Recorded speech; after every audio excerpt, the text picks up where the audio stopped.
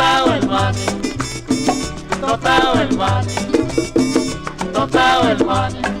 Money, money, money, money, money, money. Si te quieres con el pico divertir, tómate un cucuruchito de money. Totao el money, totao el money. The Republic of Moraza was founded in 1892 when it declared its independence from the integrated banana firm, and since then it has seen a variety of dictators come and go, but none have compared to the regime of Raul Montoya. Morazan is perfect. We don't have any problems here. The people of Morazan are happy. They don't need a whole lot. In fact, a wooden hut is perfectly suitable for most of them.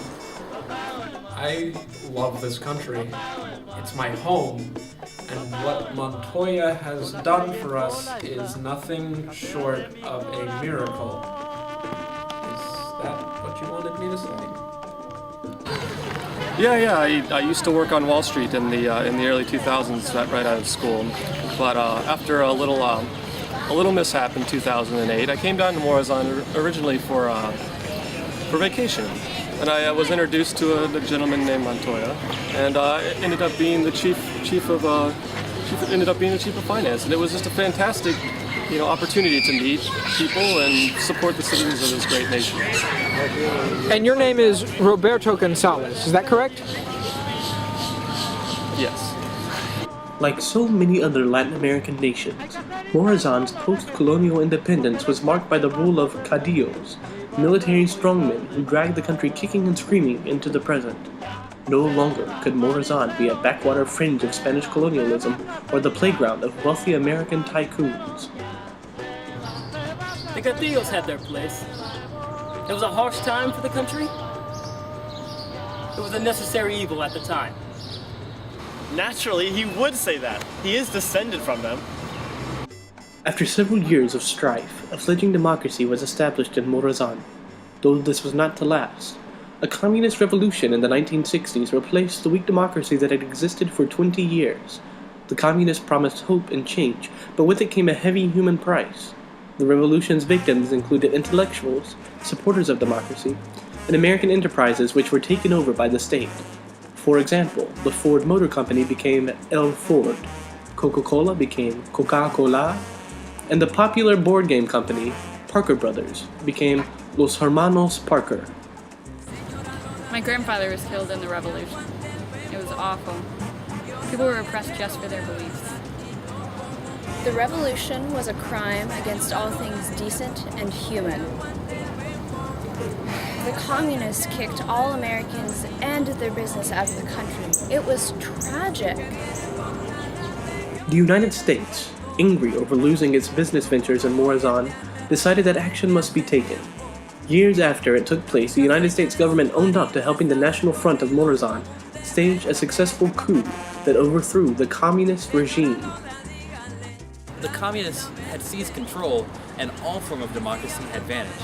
Unfortunately, they had taken key parts of the island early on during the war, and that prevented the National Army from liberating the island. Was what the United States did ethical? That's a good question. Sure, people died, but the communists started it. My predecessor, Tomas Alejandro, brought this country back on the right track. Where is he now? Alejandro? I disposed of him in a coup in '94. I remember Montoya during the coup as being the obvious replacement for Alejandro. He was a great leader during his time, but his ideas were antiquated, and he was tired. It was time for him to go. With the coup of 1994, there was a great hope that Morazan would transition to a democracy. Arguably, great steps have been made to democratize this country. In 2003, Morazan had its first election in 45 years, though some democracy watch groups said that the election was tilted toward the National Front. The election was a sham. Voter intimidation, ballot stuffing, which is a couple of many things that Montoya did to secure victory. There were only 2 newspapers in the country, and they're both state-owned, so Of course they endorsed Montoya. The citizens had the right to vote.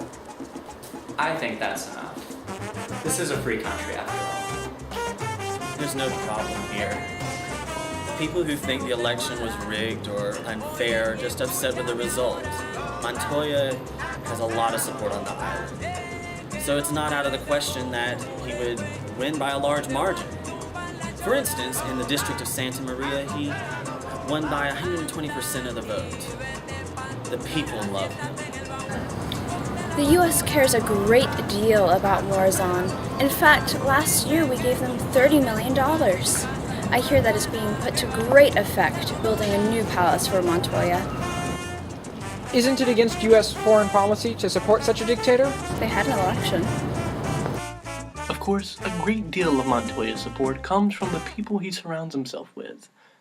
Montoya is married to Isabella Montoya, daughter of the famous sugar baron Julio Sosa, though this is largely regarded as a political maneuver on the part of the government in order to court the support of the capitalist elites.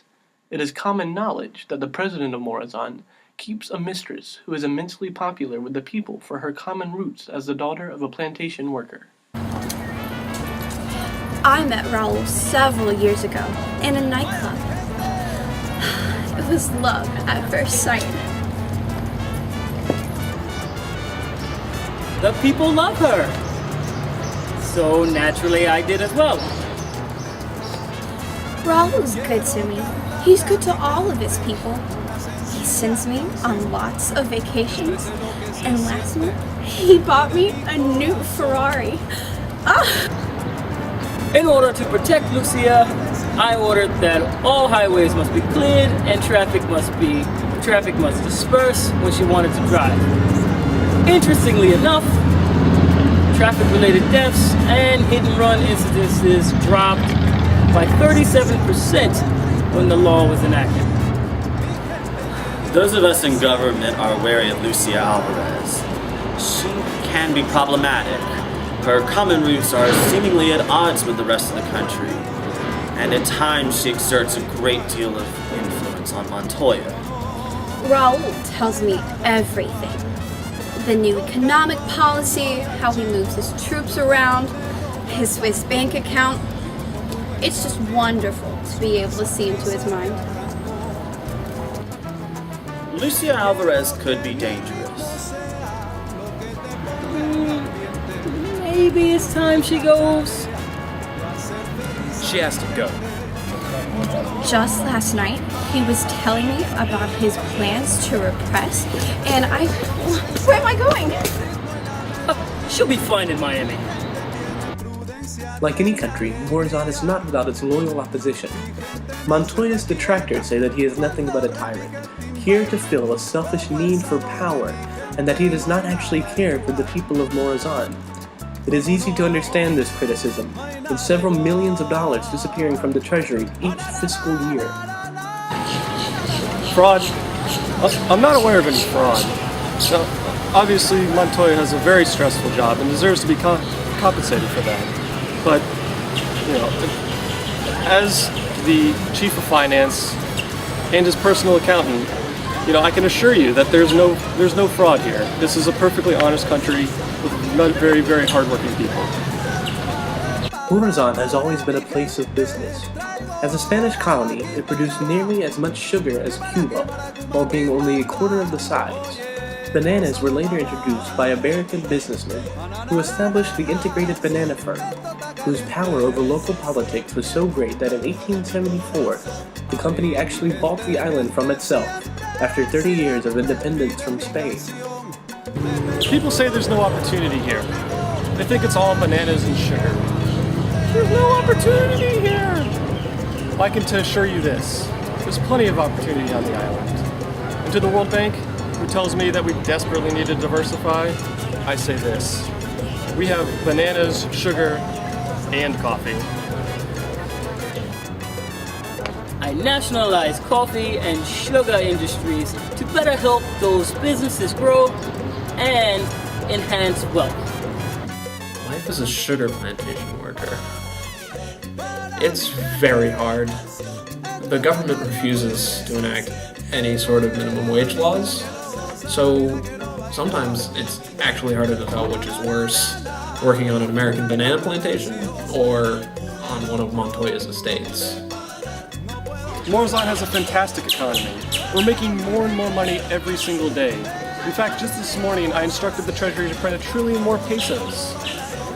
It would be amazing to diversify the economy, but there's only 3 goods produced on the island. And then there's an inflation rate that's only surpassed by interwar Germany, and this just makes it really hard to grow an economy.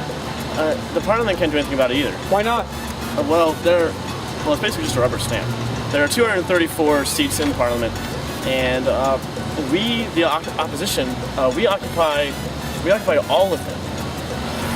But last week, for instance, we tried to legalize freedom of the press, and we all voted unanimously. But Montoya shut it down like a one-winged duck. Ah yes, Parliament. They're great fun.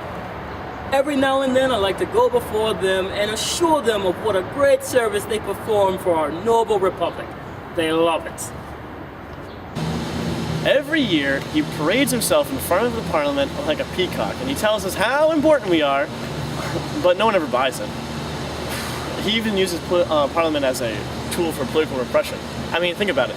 It's better to have all your enemies in one place than to have them spread out across the country. My cousin was elected to parliament, and the family was so excited. He went off to the Capitol. We never saw him again. To say that Parliament is ineffectual would be a gross understatement. Despite them having nominal legislative power, the President of Morazan is able to rule by decree. At times, this has led to a variety of interesting policy decisions. In 2006, I declared that all Belgian people were banned from the country. Oh, the move was completely justified, according to the Constitution.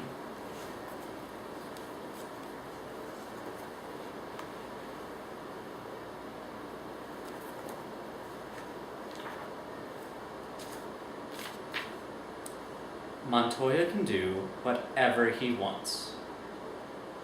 There you have it. Belgians are dangerous people.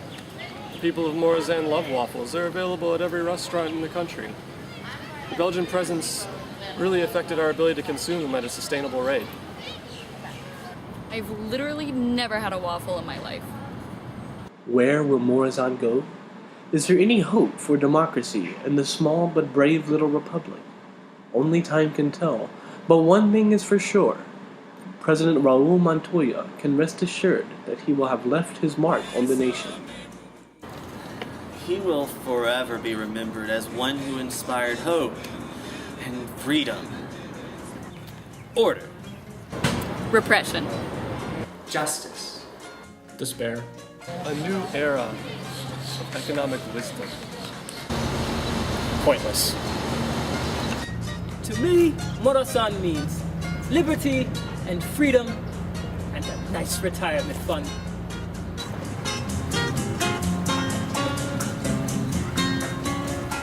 Quiero tenerte muy cerca, mirarme en tus ojos y estar junto a ti. Piensa que tal vez mañana estaré muy lejos de aquí. Bésame, bésame mucho.